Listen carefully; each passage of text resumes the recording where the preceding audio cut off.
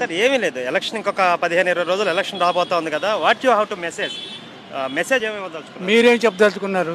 నువ్వు చదువుకున్నావా? నేను చదువుకున్నాను. ఎవరికి వేస్తావు ఓటు అది చెప్పు. సార్ నేనా మంచి కోటేస్తాను, పథకాలు ఇచ్చే వాళ్ళు కోటేస్తాను. పథకాలు కాదు, నీ లైఫ్ వద్దా? నువ్వు బ్రతకొద్దా? అంటే ఈ రోజు సెల్ఫ్ చూసుకుంటున్నాను సార్. నేను భవిష్యత్తు చస్తావు రేపు. నీ పిల్లలు దేశాన్ని ఎవరు ఉద్ధరిస్తారు? దేశం గురించి నాకేం సార్. ముందు నాకు నా పిల్లలు చదువుకోవడానికి డబ్బులు ఇస్తే చాలు కదా. ఎవరు ఇస్తారు? సరిపోతా? జగన్ అన్న ఇస్తున్నాడు కదా. చదువుకునేవాడు బుద్ధి ఉండేవాడు ఎవడ ఏంటండి వాడికి? నేను చదువుకున్నాను సార్. నీకు బుద్ధి లేదు, బుద్ధి లేదు. మీ క్యారెక్టర్ ఉంటే ఏరండి జగన్కి అనేది. నిజంగా మీ క్యారెక్టర్ ఉంటే ఏరండి. గొంతులండి. ₹1 ఇచ్చాడు, ఒక ఉద్యోగం ఇచ్చాడు ఎవరికైనా? ఒక డిఎస్ ఇచ్చాడా? ఏమి ఇచ్చాడు? చదువుకునే పిల్లలు రోడ్డు మీద తిరుగుతున్నారు. ఈవెన్ ఆర్టీసీ డబ్బులు పట్టుకుపోతే 7,000 కోట్లు కావాలట. ఏం చేస్తాడు మీకు?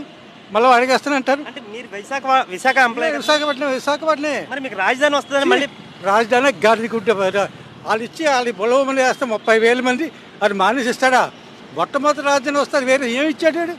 ఏం చేశాడు ఈ 5 ఏళ్ళలో విశాఖపట్నానికి? ఏదో అప్పు తీసుకొచ్చాడు 1000 కోట్లు.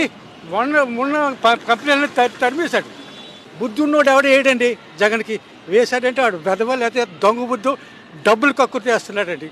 మనిషి అనేవాడు వేయలేడండి. అంటే